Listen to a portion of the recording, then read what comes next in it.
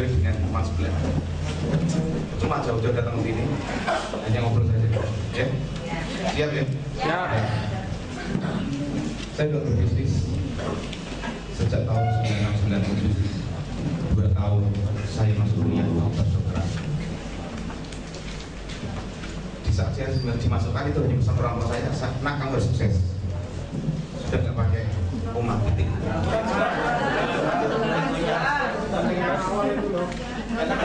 Cek. Ini slogan gini terus nih.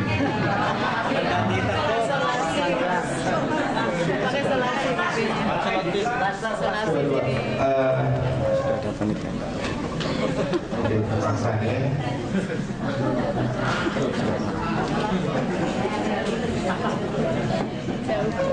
Oke, dalam berbisnis mungkin ada banyak orang itu hanya karena masalah modal saja. Tapi saat ini alhamdulillah karena suatu karena kuasa Allah Ta'ala, dan mudah-mudahan di sini kita dipertemukan Allah. Dan saya yakin Allah Ta'ala itu campur dalam usaha ini.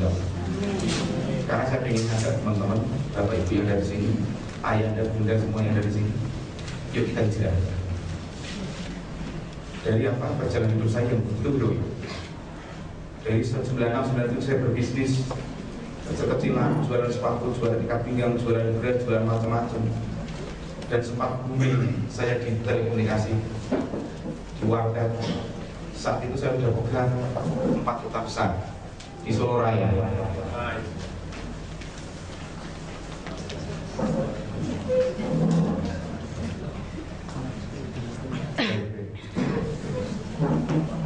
Sudah bisa ditutup mas, tolong mas. Saya sih bukan begini. Saya mencapai puncaknya sekitar tahun 2009 dan 2000, kurang lebih hampir 30-an warga saya punya. Nanti kalau warga itu di tengah kota, di tengah kampung-kampung yang di situ kantong-kantongnya para pebisnis, di situ kantong-kantongnya uang dari TKI. Jadi sekali telepon bisa 100.000, sekali telepon 50.000, bukan lokalan Pak, internasional. Satu warga rata-rata per bulan 1,5 juta pendapatan saya, sampai ada 7 juta. Banyak kan kami kalikan 30 aja. Itu zaman saya kuliah. Ya. Dan alhamdulillah saat ini pun saya alhamdulillah sudah dititip Allah lagi suatu perusahaan yang saya dirikan di Sadar Bandung. Anda mungkin berpikir apa mungkin mendirikan perusahaan di Sadar Bandung? Nggak usah banyak omongan, buktinya saya. Dan di saat saya jatuh terpuruk tahun 2009, akhir tahun 2009, itulah saya jatuh. Kalau Anda saat ini, Bapak Ibu yang saya hormati, yang saya sayang, teman-teman saudara muslim yang saya hormati, saudara muslim yang saya hormati, semua. Kalau Anda saat ini hanya bilang nggak punya modal, saat itu saya pun nggak punya modal plus tumpuk utang. Bisa Anda bayangkan? Sudah angsurannya antara 28 sampai 32 juta per bulan. Bisnisnya hancur semua Pak. Berjalan 1,7 miliar. Dan yang saya ingat ini masih teringat saya saksinya. Saya diajak pembunuhan. Jadi kalau saat ini Bapak Ibu yang ada di sini, yang ada hanya saya mau bisnis nggak punya modal, mohon maaf nih, Anda kredit, Anda miskin, mindset Anda. Tidak ada di sini, Anda tuh nggak ada macam-macam miskin. Ya, mindset Anda yang miskin, betul nggak? Kok suka miskin gitu? Ya. Suka nggak? Pengen berubah nggak? Kapan? Anda harus begini. Ya, kapan saya akan mulai usaha? Tentukan tanggalnya. Kayak orang skripsi gitu, kayak orang mau wisuda gitu. Kamu nggak tanggal sekian nggak ada wisuda. Untuk ini. Makanya kalau Anda mau berbisnis, nggak usah nunggu waktu, nggak usah nunggu bisnis yang cocok. Semua bisnis itu cocok. Ya. Kalau Anda bilang, bisnis dengan bisnis nggak pakai modal nggak masuk akal. Oh, otak aja ini nggak masuk, enggak. Jadi saya paling sedih Kalau saya lihat teman-teman di sini nggak mau bisnis hanya karena nggak punya modal. Kalau saya saat itu saya dua, sudah nggak punya modal, ditendang sama debt collector, diancam pembunuhan, dan saya harus balik lagi. Yang keempat, apa nih? Saya harus menerima hukuman masyarakat. Ya enggak? Kalau Anda saat ini terjerat utang, terjerat masalah, dan bisnis mungkin hutang itu identik dengan hutang. Jangan kaget kalau Anda disingkirkan keluarga, diejek keluarga, disingkirkan teman, dijauhi teman. Masalah. Kita tunjukin sama mereka bahwa saya bisa survive. Dengan siapa? Allah Ta'ala. Allah Allah. Allah Allah. Makanya kalau Anda ingin ngerti sedikit dari ilmu saya, kenapa saya bisa bantu? Kalau teman-teman yang di sini, masalah ibadah hanya sepenting saat itu bilangnya sepenting sholat, salah. Sholat itu penting. Jadi jangan dibiasakan yang penting sholat. Kalau Anda merasa dari di sini yang penting sholat, jangan kaget kalau nanti doa Anda nggak pernah dikabul Allah Ta'ala. Itulah zaman jahiliyah saya. Di saat ada pemandang adzan, zuhur, asar, maghrib, isya, subuh, yuk sholat. Nanti dulu masih ada waktu. Ya enggak? Termasuk teman-teman kita mengalami semua. Itu teman-teman jahiliyah. Mindset jahiliyah harus dirubah. Kalau Anda memang merasa jadi orang muslim, merasa tunduk dan patuh sama Allah Ta'ala, wujudkan. Jadi jadilah kemudian orang yang takut kepada Allah Ta'ala. Karena kekayaan sesuatu berbanding lurus dengan ketakwaan. Semakin Anda takut kepada Allah Ta'ala, semakin besar namanya kekayaan. Makanya kalau Anda saat ini, Dok, apa ya? Saya nggak pernah doa saya dikabulkan Allah Ta'ala, atau saya bisa kalau itu dijatuh terus. Coba Anda lihat diri saja. Bagaimana Anda menurut Allah Ta'ala? Orang hidup bukan untuk mencari dunia. Ibu-ibu sekalian, semua yang ada di sini saya sampaikan, hidup di dunia bukan untuk mencari dunia, tapi untuk nyembah kepada Allah Ta'ala. Makanya kalau saat ini Anda mikir 50% dunia, 50% akhirat, nggak ketemu. Karena itu hampir 30 tahun saya jalani. 35% dunia, 5% akhirat. Dapatnya apa? Dunia tak. Tapi ada yang dapat hutang yang empuk. Gak ada hutang. Anda tanya, bagaimana bicara? 70%. Mikir akhirat? 30%, 20% saja pikiran mikir dunia. Sampai-sampai kalau Anda dekat sama Allah Ta'ala, dunia sampai nggak kepikir. Tapi setiap doa yang kita ucapkan, Allah kabulkan. Makanya Allah Ta'ala kalau sudah buyur rezeki, manusia nggak kuasa untuk menolong. Begitu juga saya. Nggak ada waktu 1 tahun. Bisa saya ambil lagi insya Allah 7 mobil. Ambil 15. Itu semua kan Allah Ta'ala. Bagaimana kita tuh nggak minta jadi kasih. Orang kalau sudah tobatnya diterima sama Allah Ta'ala, itu batin dan gak batin pun Allah akan kasihkan. Allah akan kirimkan sesuai dengan kebutuhan kita. Kalau Anda bilang, wah berarti berat juga ya kemarin dokteran. Bukan hanya sampai di situ, Pak. Baru kira-kira 65 hari yang lalu, 70 hari yang lalu, Allah ambil istri saya dan bersih saya. Ini sudah suatu cobaan. Kenapa? Menikah dalam kondisi hamil 9 bulan dan akan melahirkan bayi masih dalam kandungan. Makanya kalau Anda saat ini bilang, wah hidup saya kok kayak gini kan? Enggak. Sepertinya Allah Ta'ala itu sayang sama kita. Kita tahu nggak ini sayang sama Allah? Gitu. Makanya apa? Kebahagiaan itu pada agama. Kebahagiaan bukan pada dunia. Kebahagiaan bukan pada suami yang cakep, istri yang cantik, mobil yang banyak, rumah yang banyak. Tidak. Kebahagiaan pada agama. Makanya kalau Anda bermujahadah, bersungguh-sungguh belajar masalah agama, Allah akan kirim masalah dunia dan Allah akan cukupkan semua urusan dunia. Ya. Makanya saya ingin teman-teman laki-laki yang ada di sini, mulai dari ini, semuanya laki-laki yang ada di sini, termasuk semua yang berdiri, sholat fardu di masjid itu adalah wajib, bukan sunnah atau bukan sakinah idul. Sampai Nabi Muhammad SAW menghentikan sama sahabat, kumpulkan kayu bakar, buat apa berpindah? Bakar, itu rumah laki-laki yang sholat fardu di rumah. jatuh terpuruk kan. Di saat saya jatuh terpuruk dalam bisnis, saya belajar masalah agama. Ternyata semua apa yang saya jalani selama ini salah. Termasuk masalah sunnah juga.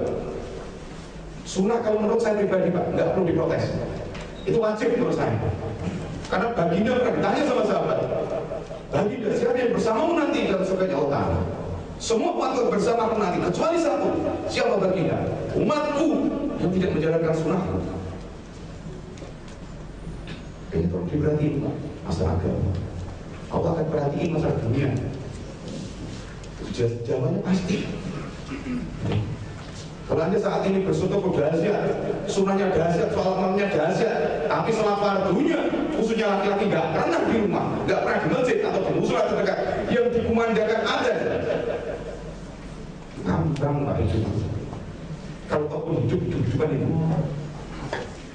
Nanti ibu sampaikan pentingnya masalah agama kepada suami-suami ibu yang ada di rumah, yang saat ini mungkin tidak di sini. Sholat fardu berjamaah wajib. Ya. Dan saya mohon maaf terbiasa jadi muadzin di saat jatuh terpuruk. Semua saya tinggalin kalau sudah ada tetap dengan adzan. Termasuk saya minta sama Allah, ya Allah, mudahkan saya berikan usaha ya Allah. Akan saya tegakkan insya Allah syariat dalam usaha ini ya Allah. Apa yang terjadi saat ini? Allah kirim takdir. Dan saya memang belajar untuk menekan betul di saat ada kumandang ada semua mesin produksi berhenti, sholat semua. Dan ini yang nggak pernah ada lakukan. Ada yang mencari dunia, tapi nggak pernah ngerti yang siapa yang buat dunia dan siapa yang menguasai dunia. Jauh, dapat Pak. Makanya saya udah keliling Indonesia, sampaikan pentingnya masalah agama dalam bisnis. Bukan bisnis dalam agama dalam bisnis. Penting, rohnya bisnis adalah agama. Dan ada nanti kaget betul, Masya Allah, ya Allah. Saya kemarin pakai utang aja gak ada bersedia. Setelah saya pinjemmu ya Allah, minta padamu ya Allah. Masya Allah, sekian banyak ya Allah. Kalau ada teman-teman yang ada di sini yang belum punya rumah, yang belum punya mobil, itu mah kecil. Betul, kecil sekali. Teman-teman yang di sini, saya akan naik haji dokter, tapi gue belum punya uang. Apa solusinya? Daftar besok. Gak usah pakai uang, minta sama Allah kekurangannya. Selesai. Itu dokter yang ada. Iya, itu yang saya katakan kemarin. Jadi kalau kita pernah nih, memang Allah Ta'ala itu mewajibkan bagi orang yang mampu. Tapi kalau Anda ingin mengerti rezeki Allah Ta'ala yang maha dahsyat, bersedekahlah di saat Anda miskin. Jangan nunggu kaya, tidak akan kelihatan kaya. Kaya hati itu berbagi. Nah, pancing rezeki Allah Ta'ala. Ya, baik, untuk mindset itu saya sampaikan. Saya akan lihat, saya sampaikan profil saya. Nah, teman-teman ada yang PNS, mohon maaf 7 saya. Ya 7 saya. Ya Allah, segera tobat ya Allah.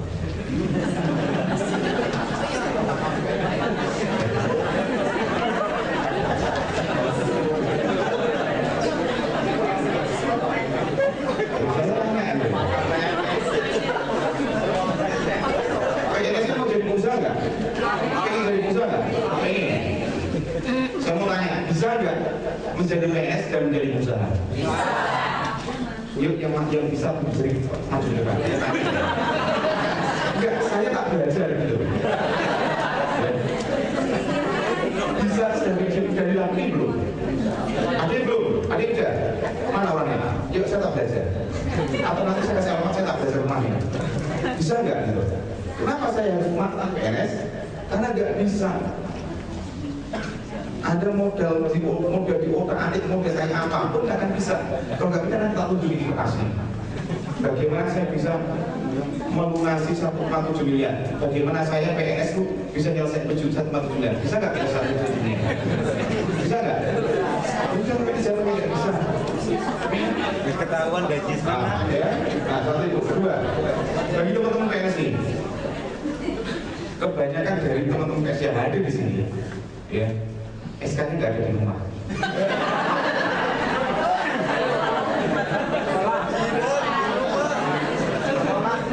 Jadi logo itu kelihatan. SK CPNS dan PNS. Belum lulus naikin lagi ya.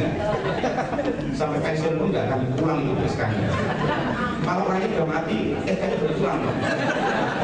Jadi sekarang pulang-pulangnya, pulangnya orang-orang Allah Ta'ala dan pulangnya SK-PNS.